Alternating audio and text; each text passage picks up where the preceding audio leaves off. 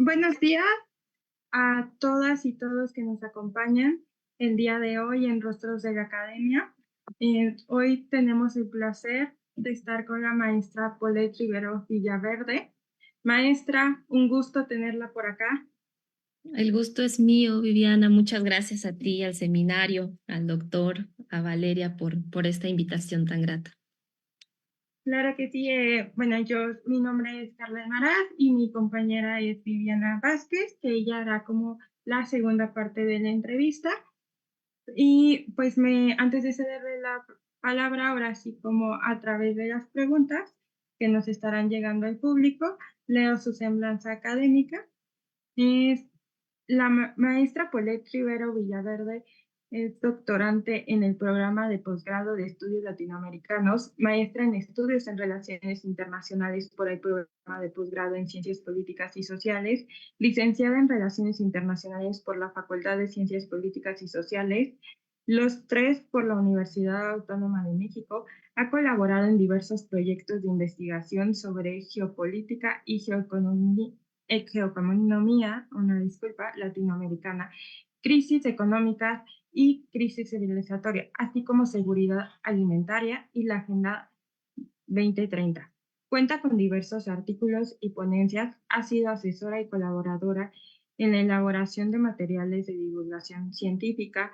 Dentro de su experiencia profesional, trabajó como asistente de embajador en la Embajada de República Bolivariana de Venezuela y como subdirectora de Política y Normativa Internacional en la Comisión Intersecretarial de Bioseguridad de los Organismos Genéticamente Modificados del CONACYT.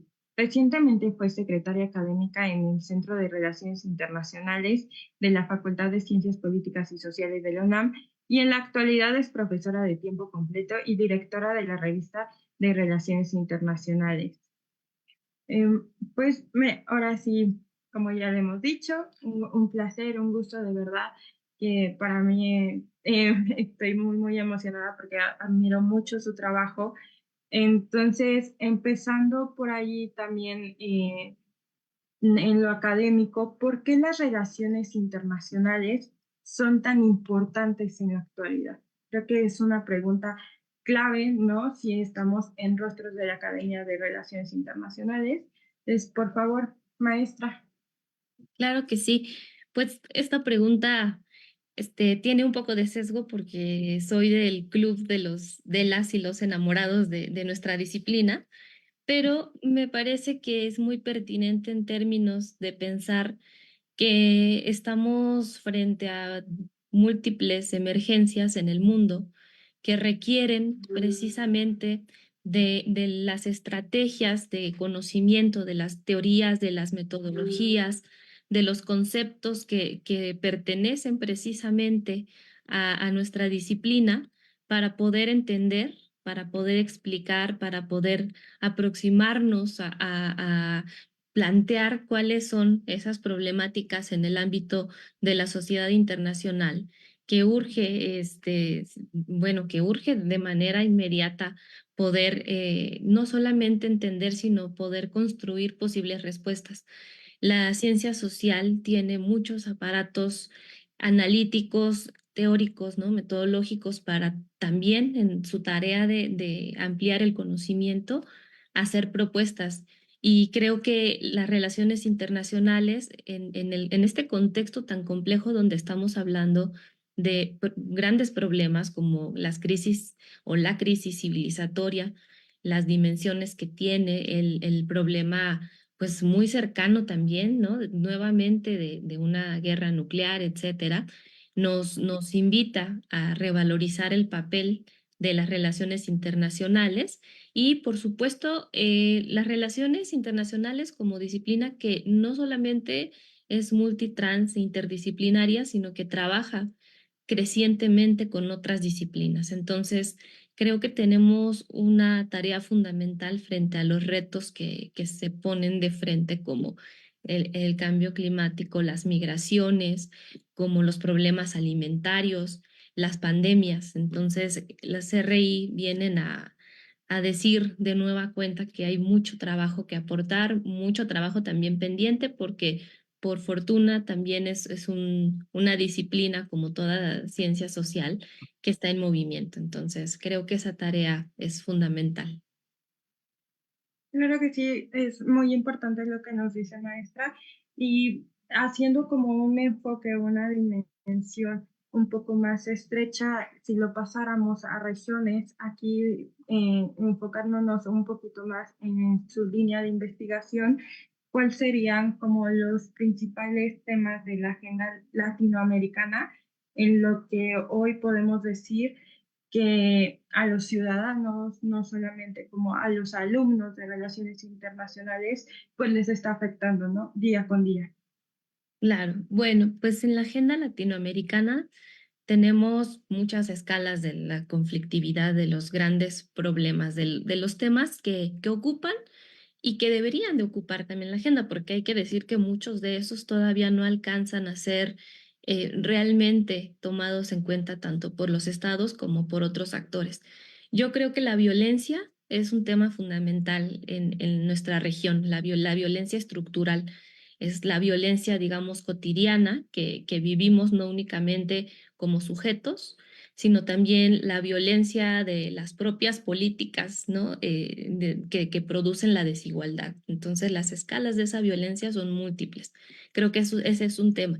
La violencia también que viene más bien por un sistema patriarcal y que se refleja tanto en la cantidad de feminicidios que tenemos todos los días en la región, también por los asesinatos y las violencias contra las diversidades sexuales, ¿no? Tenemos una agenda muy amplia que creo que debería de llamarnos la atención en términos de esa violencia.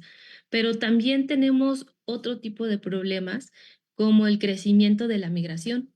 Tenemos, en la medida en que los problemas económicos, sociales, pero también medioambientales, obligan a las personas a ser expulsadas de sus hogares, de sus territorios, vemos un fenómeno creciente de migración, ahora hasta bajo estas nuevas modalidades como son las caravanas migrantes, fenómeno humano muy interesante que las RI están precisamente tomando en cuenta para sus estudios. Tenemos desplazamientos forzosos o forzados, tenemos todavía rezagos para superar muchos temas que se agudizaron en la pandemia, como el desempleo, como pues el incremento de la desigualdad, la dificultad del acceso a servicios básicos y por supuesto como un contexto que viene del siglo XXI es el incremento del neoextractivismo. Que simultáneamente que desplaza a las personas y afecta a los territorios, tiene un impacto en términos de la naturaleza, del cambio climático.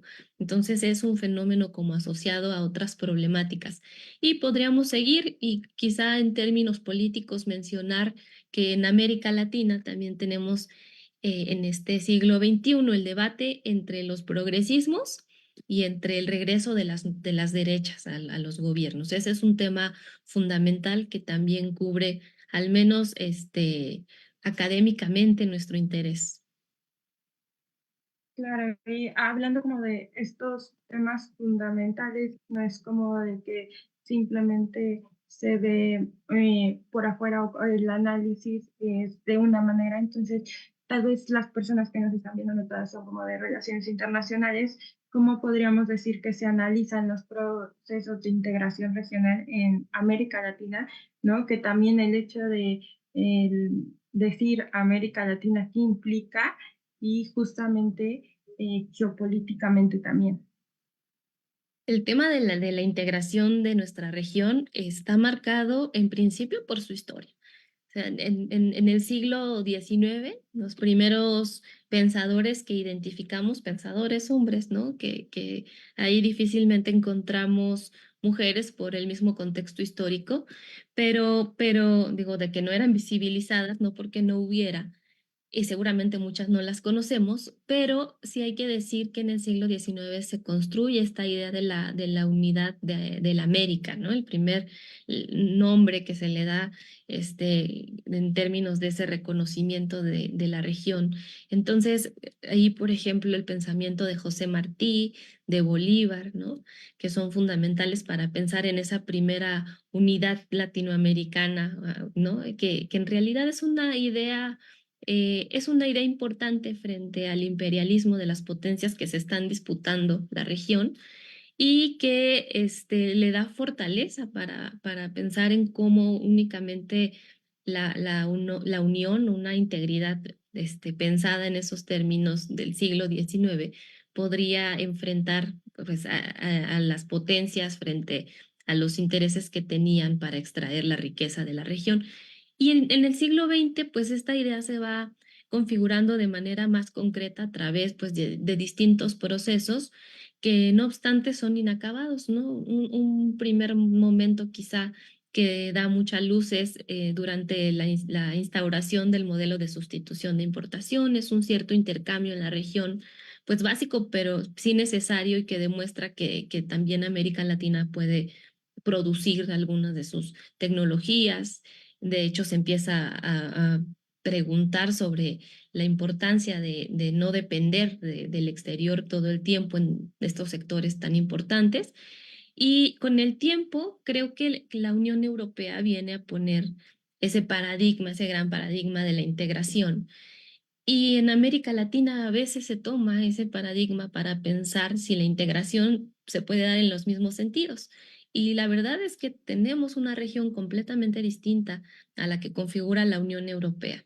Y en esos términos, sí se nos ha señalado que no hay forma de integrarnos porque tenemos economías medianamente similares. Entonces el intercambio no tiene ese sentido. No obstante, esta integración que más bien podría darse en términos de una alianza estratégica y de forma, digamos, de un conocimiento mucho más profundo sobre cuáles son las ventajas de cada país, nos darían cuenta de que tenemos países como Brasil, que tienen un sector tecnológico muy avanzado, tenemos países que son productores de alimentos, ¿no?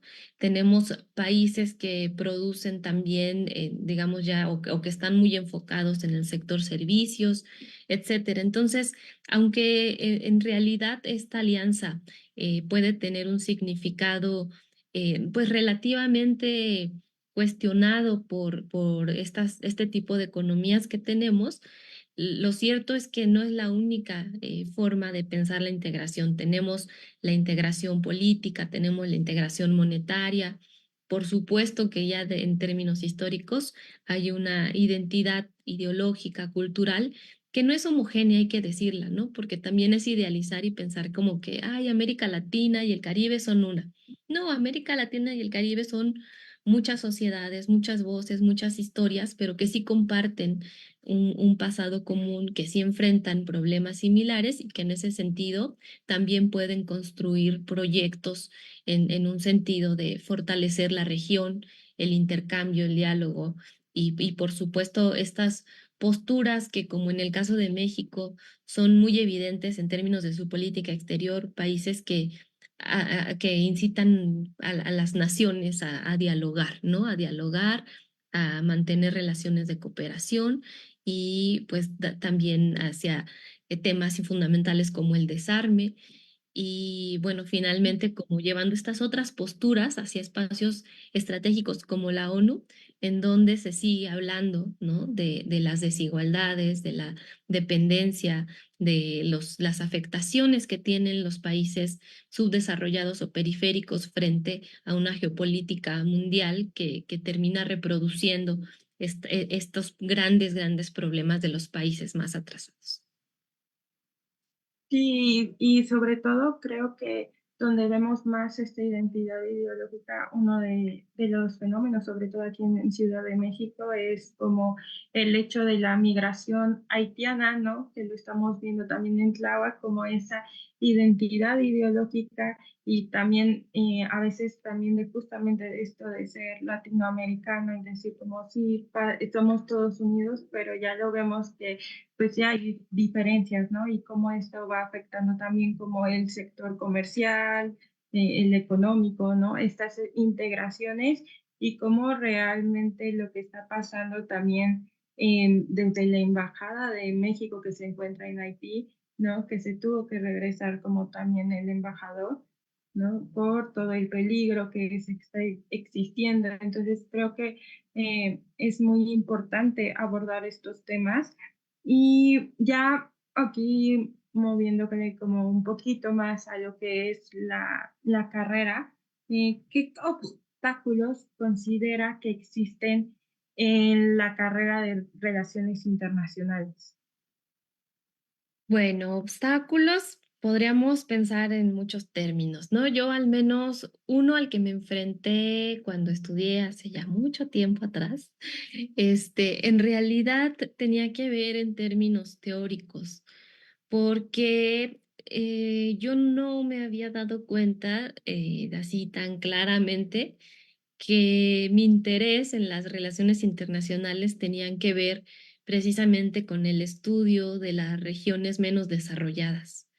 Entonces, creo que los primeros abordajes teóricos de la carrera tenían que ver, y se entiende por el propio origen y la naturaleza de la disciplina, con una serie de planteamientos que más bien explicaban realidades que no eran precisamente las de este sur global.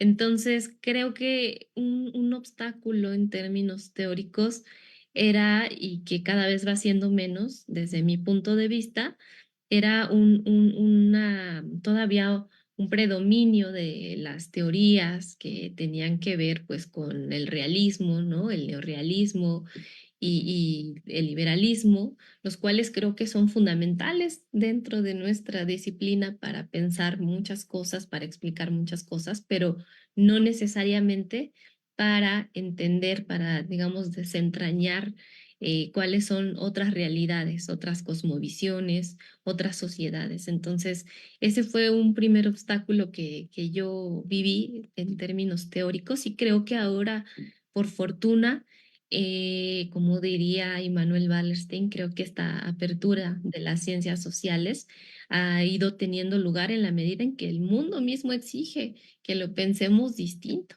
¿no? Que donde vemos que nuestros marcos epistémicos a veces son más limitados y entonces tenemos que estar pensando, reconstruyendo y creando incluso, ¿no?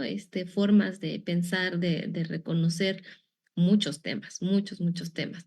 Creo que uno que era impensable también era que en la carrera se abordara de manera formal el tema del feminismo y del género, ¿no? O sea, el género y relaciones internacionales. Hace 20 años era impensable quizá.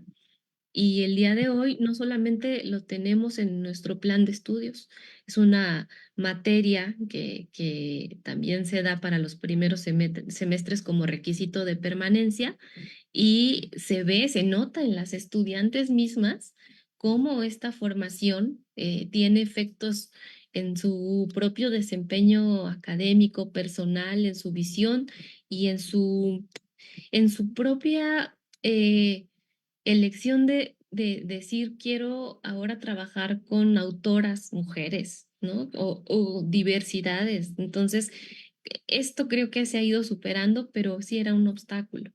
¿Y qué otro obstáculo habría en la carrera? Pues yo creo que más que obstáculo, ahora tenemos otras facilidades, pero antes no teníamos acceso a los medios digitales como ahora. Entonces había que sacar fotocopias, correr a la biblioteca, cosa que nos sigue gustando a muchas y a muchos, pero en realidad creo que esos son los obstáculos que yo percibí y viví muy cercanamente. Pues ahí, bueno, justamente me estaba leyendo la mente porque yo quería preguntarle sobre, o sea, ¿quiénes considera como las principales autoras para justamente pues entender de manera crítica la región y bueno, también autores, ¿no? Pero pues me gustaría que si pudiéramos comenzar un poco primero con las mujeres y luego con los hombres. Ujú. Bueno, ahí tengo un sesgo todavía muy marcado, tengo que confesarlo, pero responde justo a esto que estoy platicando. Yo cuando cursé la carrera, no era un tema relevante incluir autoras en las bibliografías de los planes de estudio. Entonces, cuando yo voy eligiendo mis principales enfoques teóricos, ¿no? En particular, tengo una inclinación por la economía política internacional y en particular por la teoría de la dependencia, lo que encuentro es que hay sobre todo hombres, ¿no? Entonces, dentro de esta teoría, a mí me gusta mucho Vania Van Birra. Me parece que hace un trabajo muy importante categorizando estas economías, dependientes, estas economías subdesarrolladas. Entonces, a mí me gusta mucho su trabajo, pero también hay que decir que dentro de esa teoría quien quizá destaca más es Rui Mauro Marini y que le sigue quizá Teotonio dos Santos, ¿no? En este trabajo. Y tenemos pues autoras en realidad que son menos visibles, pero bueno, por ahí hay una realidad muy, muy específica que no puedo negar. Y en términos de la economía política internacional, pues yo nombraría a Rosa Luxemburgo. A mí me encanta Rosa Luxemburgo, ¿no? Me parece que parte de la continuidad del trabajo del marxismo, ella lo hace vislumbrando aspectos como de la acumulación, que para mí son importantes en el estudio que hago sobre la tierra, la forma en que se genera también la propia renta de la tierra, etcétera, son temas fundamentales. Esas nombraría, y claro que eh, te podría nombrar más bien mis autoras también latinoamericanas. Amo a Rosario Castellanos, Mm. que empecé a leer sin saber que había sido diplomática y no detectaba muy, muy pequeña que era feminista. Entonces, vaya que el mundo se entrecruza entre lo académico, entre lo literario, entre todo eso que nos resuena.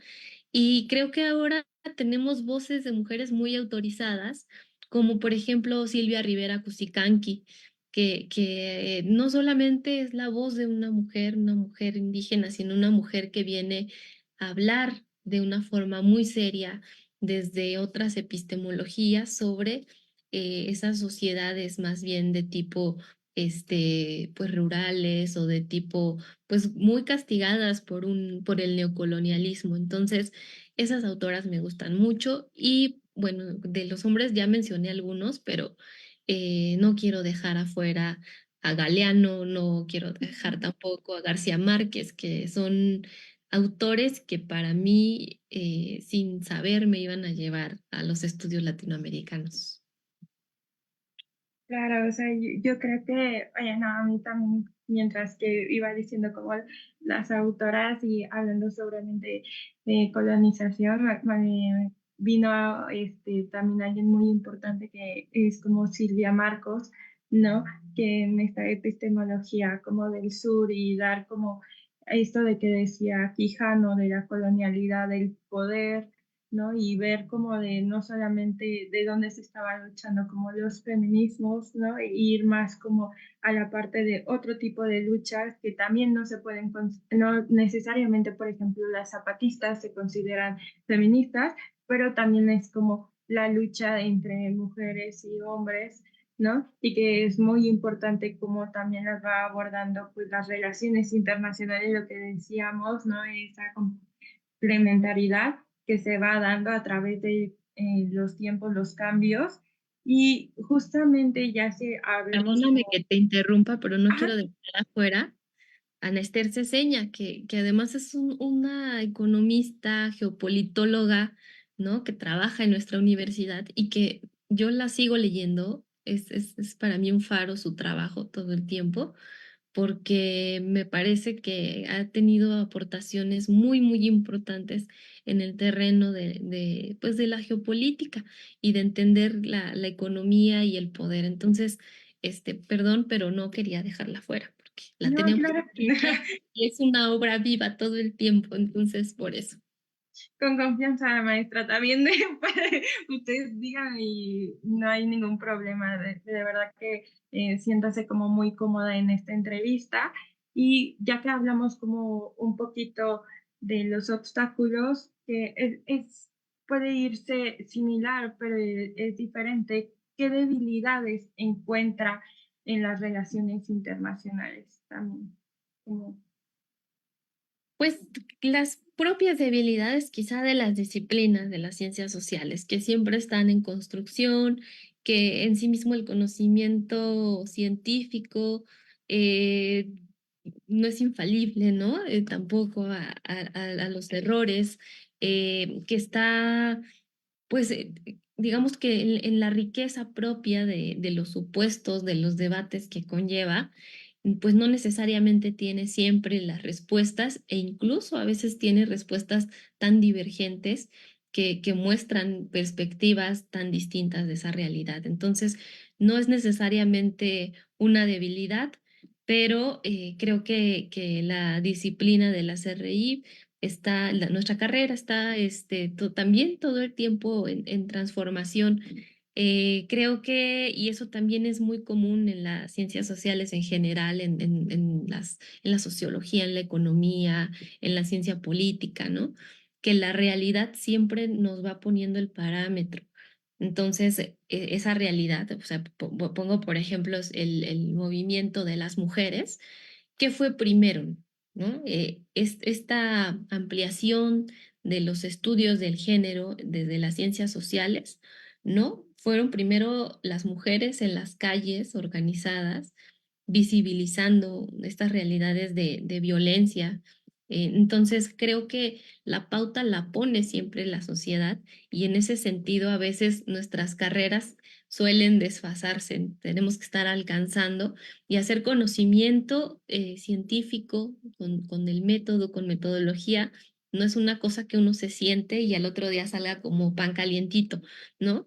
Hay que debatir, creo, y ahí sí podría pensar, me gustaría una carrera donde fuéramos menos, autocomplacientes y que debatiéramos más, porque una de las riquezas que tiene la carrera, y en particular hablo en nuestro centro, en nuestra facultad, es que es muy plural, es que recoge muchas voces, recoge muchos enfoques teóricos, recoge muchas posiciones, y lo rico es que podamos trabajar siempre de manera muy apegada a la generación del conocimiento, de los argumentos que dan cuenta de la construcción precisamente de la disciplina. Entonces, esa es una debilidad muy natural en realidad, ¿no?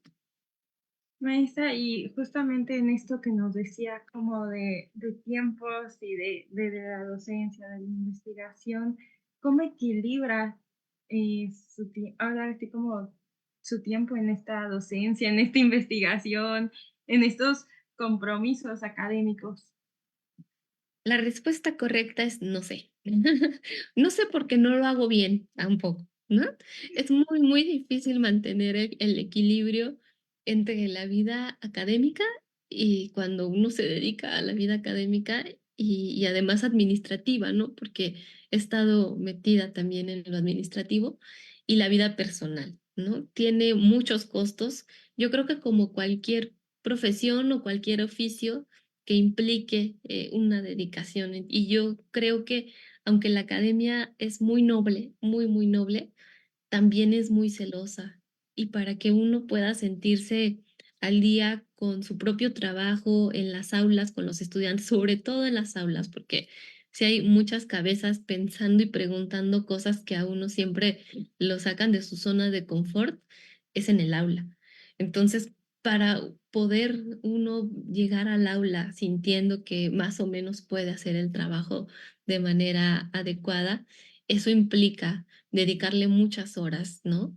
Uno no puede decirles, no leen noticias si uno no va leído de noticias.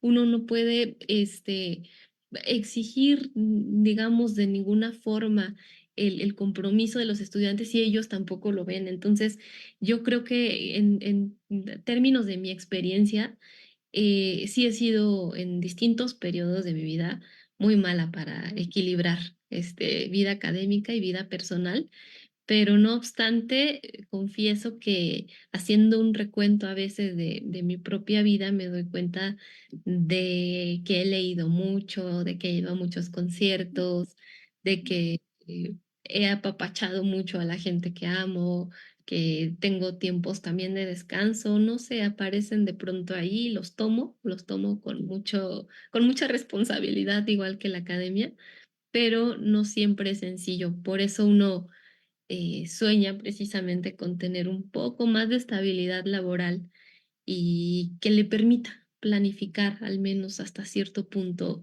su vida. Pero cuando somos, bueno, yo recientemente ya no es mi condición, pero cuando uno es profesor de asignatura y aparte está en sus posgrados y aparte quiere ver a la familia y ver al novio y ver, entonces es bien difícil, pero creo que lo podemos hacer, ¿no?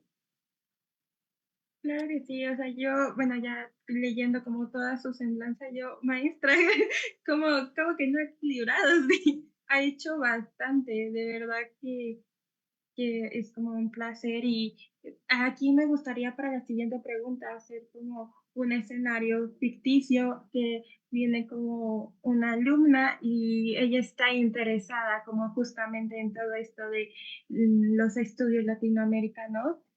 ¿Qué consejo o recomendación le daría, no? Y pues también a nuestro público que nos está viendo. Pues el consejo que doy en todas las clases y quienes han sido mis estudiantes lo saben, yo siempre les pido que sientan, ¿no? Si realmente eso que eligen les vibra o no. Si hay algo que aquí se les mueve con el tema que eligen, o con el problema o con los sujetos de estudio, entonces es que van por el lado correcto. Entonces, si a mí me preguntaran si es América Latina o no, creo que empezaría por hacer preguntas sobre cuál es el pulso que tiene la persona, ¿no? Porque comprometerse en un trabajo académico, pues uno lo puede hacer por muchos motivos, ¿no? Uno puede ser, es un tema de moda, voy a encontrar probablemente hasta más trabajo, ¿no? Se me van a abrir otras posibilidades o, bueno, etcétera. Hay muchos motivos, o porque quiero darle continuidad a lo que estaba haciendo alguien que conozco o mi profesor con el que yo trabajé, etcétera. O sea, hay muchos motivos. Pero seguir el pulso propio es muy importante porque creo que ese gusto que uno solo puede identificar en términos de la emoción y que a veces se aborda poco en la carrera, pero eso que tú sientes te permite poder estar en medio de una agenda de trabajo llena y sentarte y saber que no es sencillo investigar y no es sencillo escribir, pero que lo vas a hacer por algo que aquí adentro está instalado en ti. Entonces, creo que ese pulso siempre es indicativo de que estás por el buen camino, por el camino tuyo, básicamente. Qué bonito es lo que nos dice, profesora. O sea, yo creo que por favor tomen el consejo, la recomendación de la maestra Polet y hagan caso a sus palabras, que por algo se los dice. Y nada más, ya con esta sería la última pregunta y pasaríamos ahora sí como con mi compañera para ya una sección más como futurística, más divertida un poco.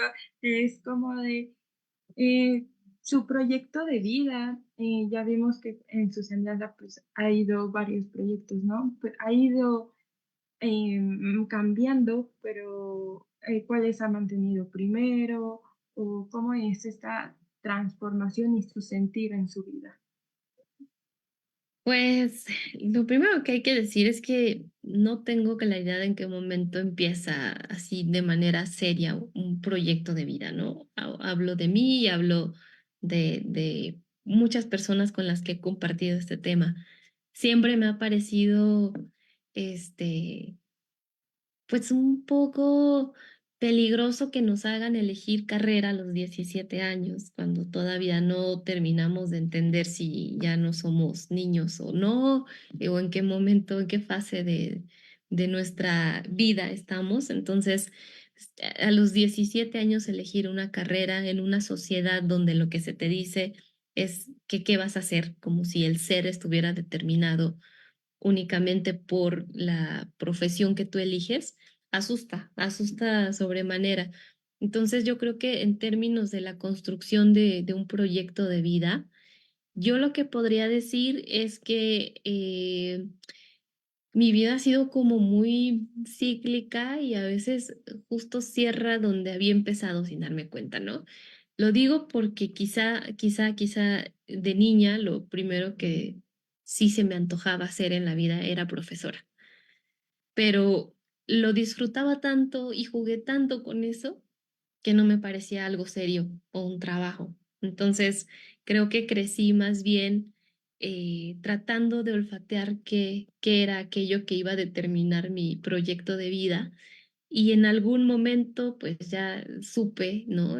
Ya casi en la carrera, básicamente, que pues las ciencias sociales iban a ser parte de ese proyecto profesional, porque pues el proyecto de vida también tiene que ver con lo personal y qué hace uno, con respecto a otros aspectos, otros ámbitos.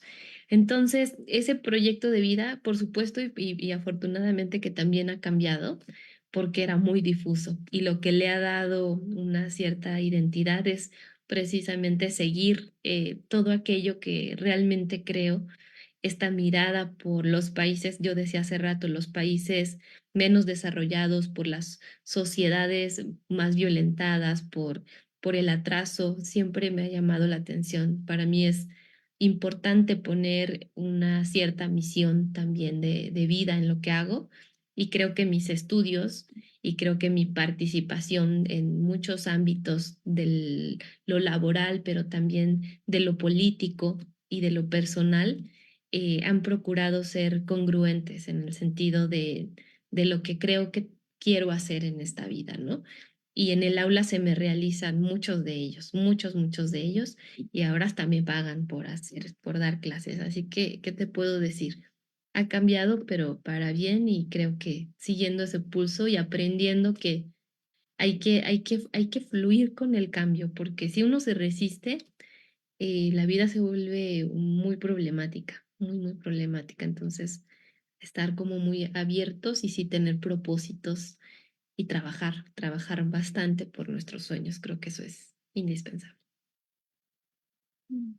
Creo que a mí se me hace muy lindo justamente lo que dice de los sueños, porque hay veces que nos dicen como de tienen que, cuando son grandes, tienen que dejar de soñar, ¿no? Y creo que no, no deberían acabarse los sueños allí. Creo que al contrario, nada más vas teniendo más sueños, nada más va cambiando y hay que ir fluyendo, como dice. Y bueno, yo aquí acaba como mi participación, le daría como la palabra a mi compañera Viviana Vázquez. De todas maneras, todavía no me despido porque todavía la veo profesora, pero le cedo la palabra a mi compañera. Muchas gracias.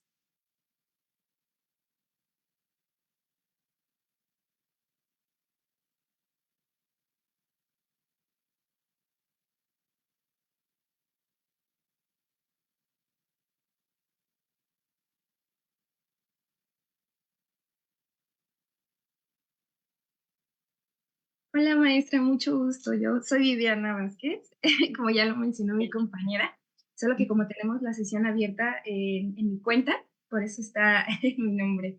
Entiendo. Pues un gusto, igual como Carla, es un honor tenerla aquí en la entrevista. Y bueno, para esta parte de preguntas, es un poco más dinámica y más fluida, entonces va a ser pregunta-respuesta, ¿ok? Sí. En esta sección, pues es un poco más de futuro, como Carla también ya lo mencionó. Y bueno, ¿cuáles son sus proyectos académicos a largo plazo? Ay, sueño con poder seguir planteando el estudio de América Latina y el Caribe, pero desde las relaciones internacionales, ¿no? ¿Cuál es esa aportación de nuestra disciplina hacia la región? Ujú.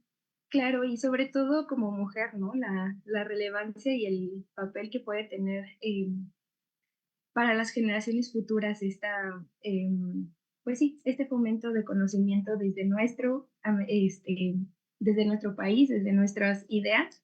Y bueno, la siguiente pregunta es, ¿cuál sería el primer paso importante en tu vida para lograr tu más grande sueño? El primer paso importante para lograr mi más grande sueño, híjole, es que no tengo un solo sueño, tengo muchos sueños, pero el primer paso importante yo creo que eh, el primer paso es hacer algo chiquito, lo que sea, lo que sea, lo que sea, no quedarme pensando en cuándo, cómo va a concluir el proyecto, sino empezar por algo, tener esa primera chispa. Creo que es importante, ¿no? Empezar, solo empezar, porque a veces nos puede llevar una vida solo pensar si vamos a hacerlo o no. Entonces, empezar es importante.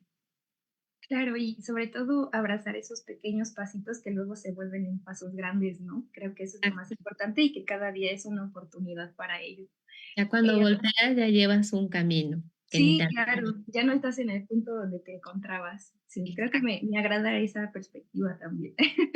Bueno, la siguiente pregunta es, ¿tienes planes para colaborar con otros investigadores o investigadoras en proyectos futuros? Ay, me encantaría, me encantaría, me encantaría.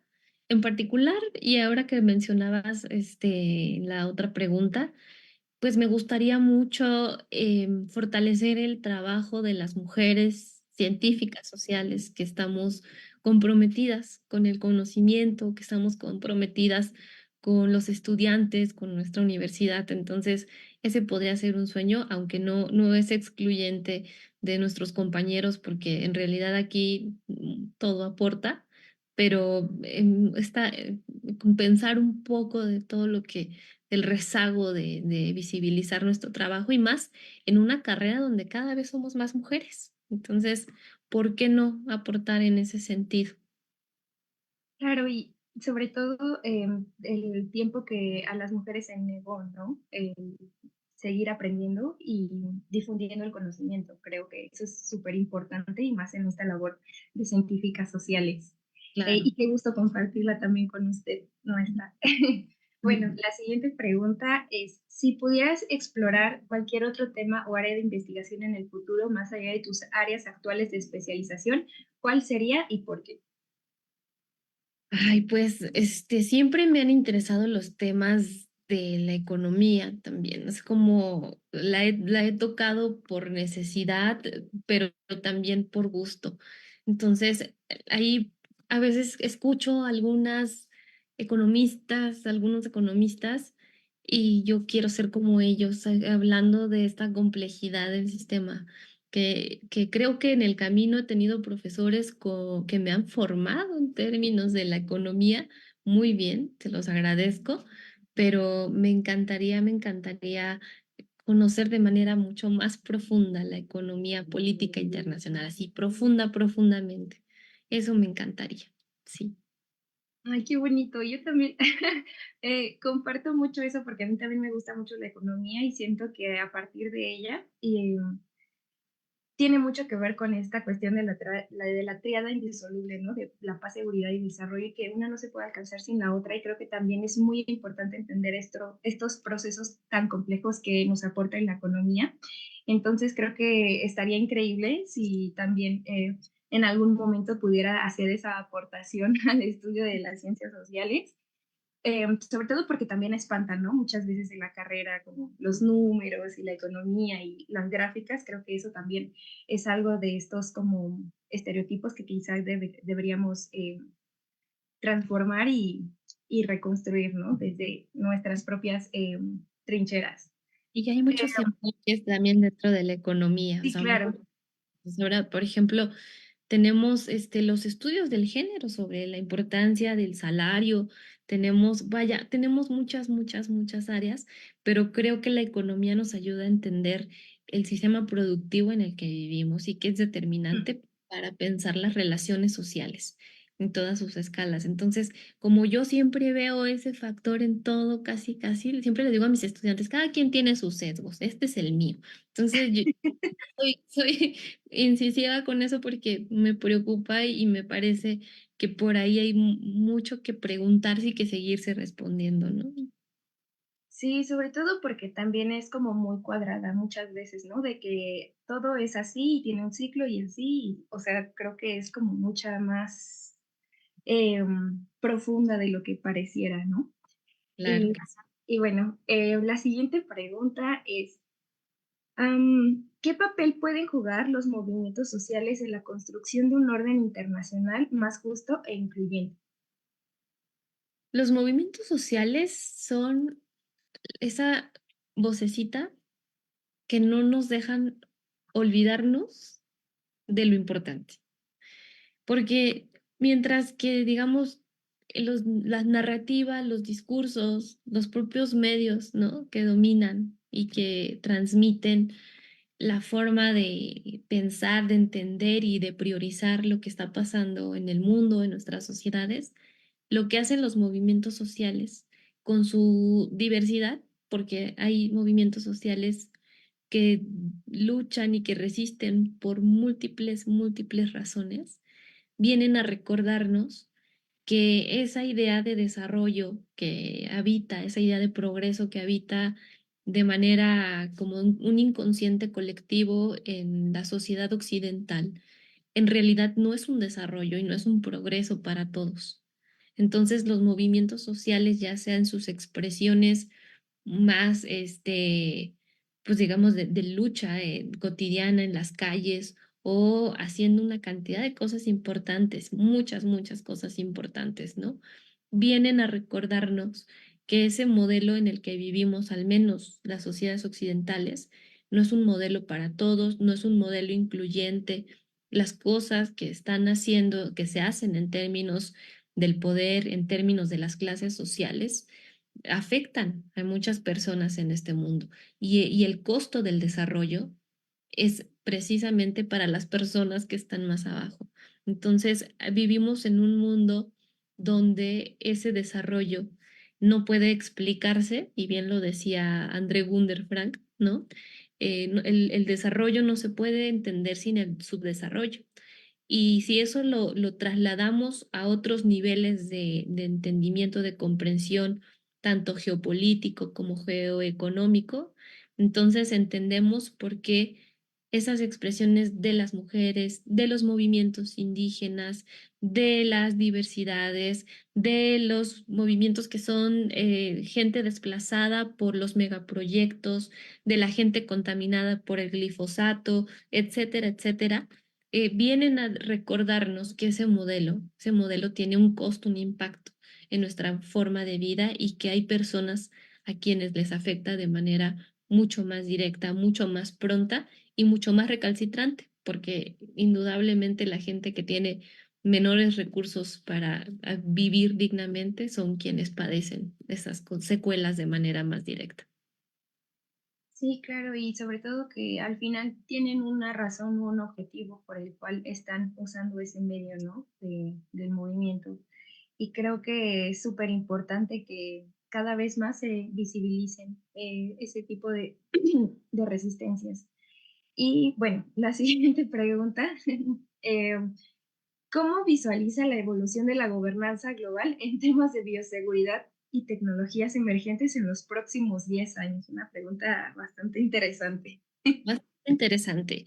Bueno, la primera es que quiero decir que yo no estoy tan de acuerdo con el término de gobernanza, porque es un término que esconde algo, que el poder no se distribuye de manera equitativa en el mundo.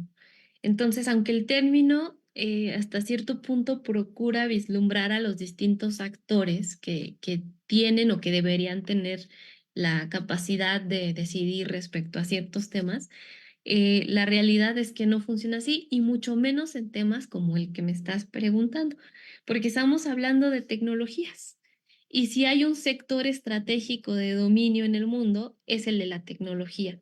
Entonces, tomando el ejemplo que aquí me pones de la bioseguridad, de lo que trata es de un conjunto monopólico así chiquitito de empresas que controlan no solamente la biotecnología, es decir, son empresas que se apropian del conocimiento. Voy a poner, siempre pongo el ejemplo del maíz porque para nosotros es indispensable, pero son estas corporaciones que se apropian, que tienen la capacidad tecnológica para descifrar el ADN, instalarle otro componente y después patentarlo para decir que es suyo. Entonces, de pronto, un maíz amarillo que fue resultado de el conocimiento, una ciencia, digamos, en una ciencia, porque también hay ciencia y hay tecnología en las economías campesinas ancestrales y de hace unos siglos atrás, desarrollan todo este tipo de diversidad de maíz para que una empresa que tiene la tecnología descifre el ADN, lo cambie y entonces diga, ahora este maíz es mío, ¿no? Entonces, ¿qué vivimos con eso? Pues una monopolización de las tecnologías, de las grandes tecnologías y en ese sentido de muchos alimentos, además de que violan el principio precautorio que se estableció en la Convención de Río, en sus principios. Y entonces, lo de lo que estamos hablando es precisamente de que no hay una gobernanza real en términos de bioseguridad y tecnología. Más bien estamos en un contexto de competencia intercapitalista donde tenemos un país que está disputando la hegemonía de Estados Unidos, que es China, ¿no? Donde estaba ganando terreno y donde el sector tecnológico, su control, su monopolio, pues se vuelve todavía más estratégico para poder tener, ¿no? Posibilidades de o mantenerse o ganar esa competencia. Entonces, yo la verdad no tengo buenas expectativas al respecto. Sí, Sí. no, es complicado Sí, no, también. y por eso justo hace rato decía que América Latina, no obstante, tiene mucho potencial y hay que recuperar, de hecho, desde la política pública, el impulso hacia la creación de tecnología, ¿no? En principio, las que requiere el país y en segundo lugar, aquellas que también pueden configurar una ventaja en el mercado internacional, que hay que empezar de cero y a veces eso se ve remoto y lejano, pero pues como, también como decíamos, hay que dar el primer paso. Entonces, las políticas públicas en materia de tecnología también son fundamentales para nuestros países. Sí, claro, y sobre todo que también llegan a ser un reto, ¿no? El cómo se emplean y desarrollan. Pero bueno, maestra, vamos a ir con una sección donde va a contestar lo primero que se le venga a la mente, ¿ok? Ok. Entonces, a ver, esta es una sección más divertida. ¿Cuál es su gusto culposo en la comida? Ay, los hot cakes. Es culposo. Podría comerlos todo el día. Ok, la siguiente. ¿Cuál es su música favorita? El rock, el Si rock. no hubieras estudiado RI, ¿qué hubieses estudiado? Teatro, Wow. ¿Eres más de lo salado o de lo dulce? dulce. Ok. Si tuvieras la capacidad de hablar con un monumento histórico, ¿cuál elegirías? ¿Y por qué? ¿Con un qué? Monumento histórico, eh, Monumento. Ok. ¿cuál elegirías y por qué? Híjole, un monumento histórico. Híjole, un monumento histórico. Déjame pensar. Ahí sí me agarraste de baja. Un monumento histórico, pues yo creo que con la Coyolxauhqui, que en realidad más que un monumento, pero bueno, me encantaría No sé hablar si con la Coyolxauhqui. No sé si podría por cómo está, pero lo intentaré. sería interesantísimo, ¿no? También. Sí, sí, sí, sí. Sí, yo también creo que sería una muy buena opción. Bueno, Sí. la siguiente. Si fueras un personaje histórico, ¿cuál serías? Ay, yo creo que sería, me encantaría, aunque no por su muerte, Marie Curie. Ya, Una muerte sí, demasiado trágica, pero sí, sí, bastante. sí, Pero es un gran personaje en general, y sobre todo como mujeres, ¿no? Porque es muy, sí. muy relevante. Sí. Si pudieras hacer un intercambio académico a un país ficticio, ¿cuál sería? A un país ficticio. Ay, pues iría a Felicilandia, no sé, una cosa así. Para probar un rato el Para éxtasis de la cambiar de felicidad. ambiente, Para cambiar de civilización de un aires. ratito. Sí, sí, totalmente. Sí. Si pudieras tomar una clase con un famoso filósofo pensador, ¿a quién elegirías? ¿Y Ay, qué pregunta le harías? un filósofo.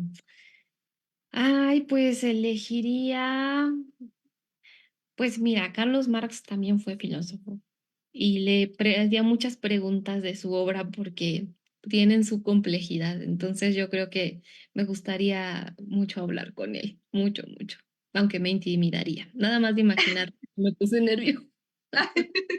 Sí. No, y aparte como que también a veces complejizaba mucho, ¿no? Su manera de difundir el conocimiento, entonces creo que eso también sí intimida bastante. Sí, sí. Y bueno, finalmente, ¿cuál sería la frase que nos dejaría el día de hoy para el día?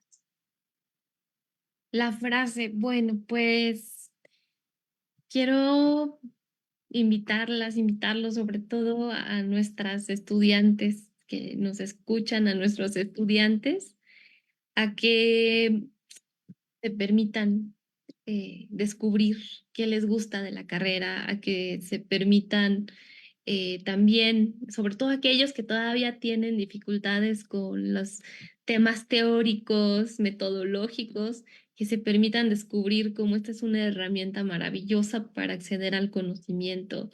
Les diría que lean mucho, que siempre les digo, tómense, así como se toman en serio su música, sus redes sociales, tómense en serio esos ratitos de aprender. Yo creo, y con esto sí quisiera quedarme, que tenemos que perderle el miedo a saber, a escuchar sobre los problemas, porque eso es algo muy común en el aula. Decimos, ¿leíste o escuchaste noticias? No, porque todo está mal y me da ansiedad.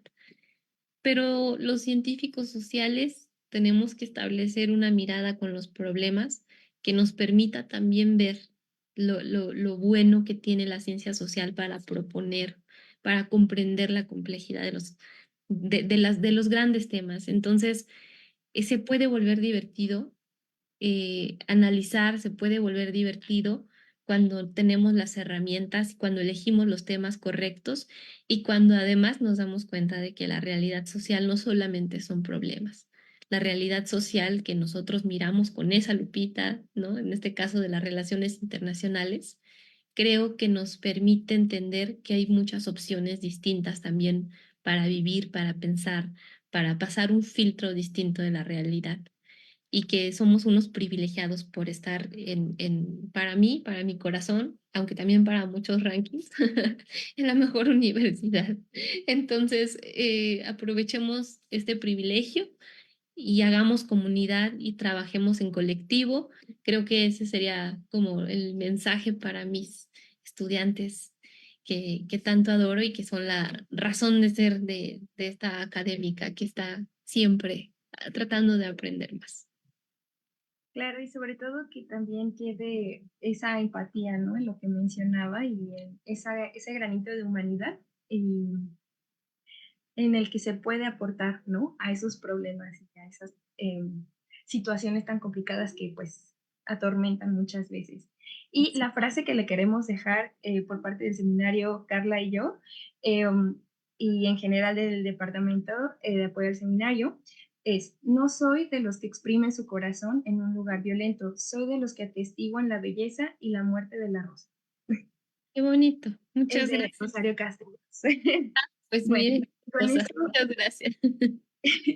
y con esto daríamos por concluida la entrevista, no sin antes agradecer nuevamente a Cecilia, que es quien nos apoya aquí en videoconferencias, al igual que todo el equipo, a usted, maestra Polet, y a mi compañera Carla para despedirnos, y a todas las personas que nos ven a través de nuestras redes sociales, y pues esperando que tengan un excelente día. Hasta luego. Gracias. Gracias a ustedes. Ha sido un placer estar aquí. Gracias al doctor de nueva cuenta. Gracias a Valeria. Gracias a todo el equipo, a la equipa que son más mujeres, creo. Y pues seguimos trabajando. Muchas gracias por la invitación. Gracias a usted.